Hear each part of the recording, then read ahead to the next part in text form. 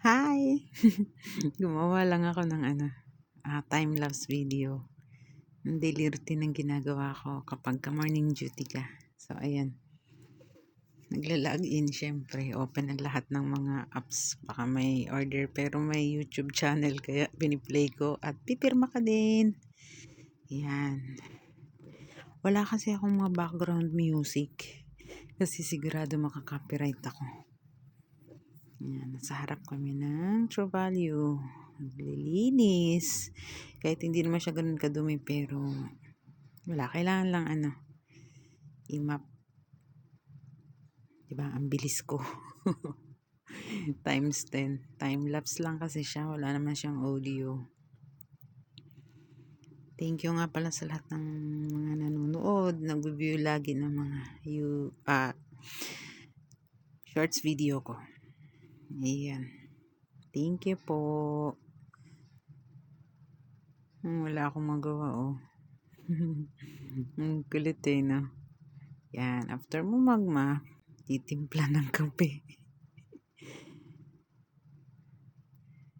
Kasi, alam ko closing ako nito Closing, das morning kinabukasan. Kaya dito na ako sa store kumakain. May natira pa. Food last Ang bilis, hindi ko masundan. Pasensya na. Yan. Sa likod yan Wala lang.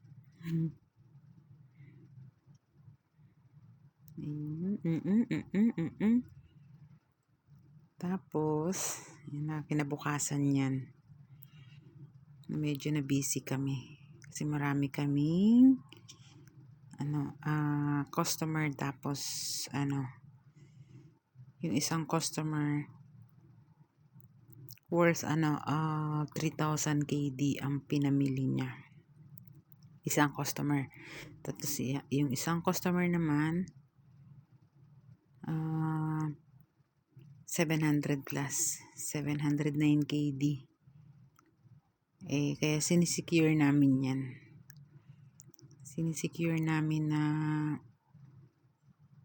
hindi siya mabasag habang nasa biyahe via FedEx. Yan. So sila, pinabubble wrap nila isa-isa. Tapos kung ano yung matapos nila, kasi for gift, so ako ang magre-ribbon. Pero may kausap din kasi ako niyan sa WhatsApp. May customer din kami. Nire-replyan ko yung mga inquiries na may kasamang kalokohan, tawanan. Kaya, ayan, masaya lang. Tsaka si Nuri yung babalot talaga dun sa kasi mabibigat yan may dinner plate, dessert plate, bowls, istikana, tsaka pinggan. Kasi malapit na yung Ramadan. Kaya nangongolek na sila para sa magagamit nila sa mga bisita nila. Ang iba naman for gift. Naubusan kami ng ribbon, so may mga extrang ribbons doon ng mga dati pang staff ng terracotta. May natira sila, buti hindi tinapon. Kaya ginamit namin pangtali sa mga boxes na kapag inangat nila doon sa hindi mababasag kaagad. Kasi may time na may possibilities na pwede nilang mabitawan kasi madali lang mabuksan yung So ayan na, tapos na. So kailangan na i-secure doon sa box para na-book na ni Miss Nadine. Si Miss Nadine yung dumating, yung manager namin. Tinitingnan niya yung ginagawa namin. Sabi niya bukas na lang daw niya i-transact kasi nga medyo late na yan.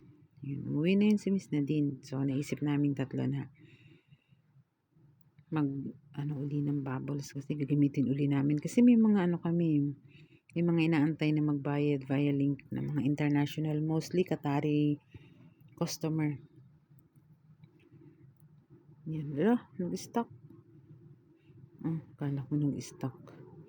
Nag-stock nga ba? Ano ba nangyari dito? Yan.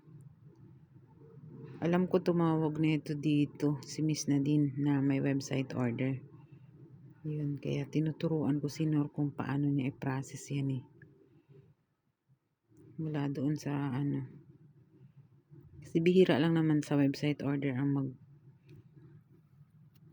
anong customer kasi mostly WhatsApp tsaka Instagram or walk-in ganun. Kaya yan. Sabi ko pa nga dyan, bilisan na kasi nagugutom na ako, morning ako eh. Kailangan namin ding matapos para wala na rin babalikan para the next hours. Yun na, focus na lang sa mga customers na walk-in tapos syempre doon sa inquiries sa WhatsApp at ang mga sinisend ni Madam Manira tsaka ni Miss na din sa GC na need namin i-follow up yung customer. Thank you po sa laging panonood. hindi ako magsasawang magpasalamat. It helps a lot sa channel ko, sa algorithm ng channel ko. Yung ma-view mo nyo man lang or no need naman tapusin pero kung tinapos, thank you. Good night.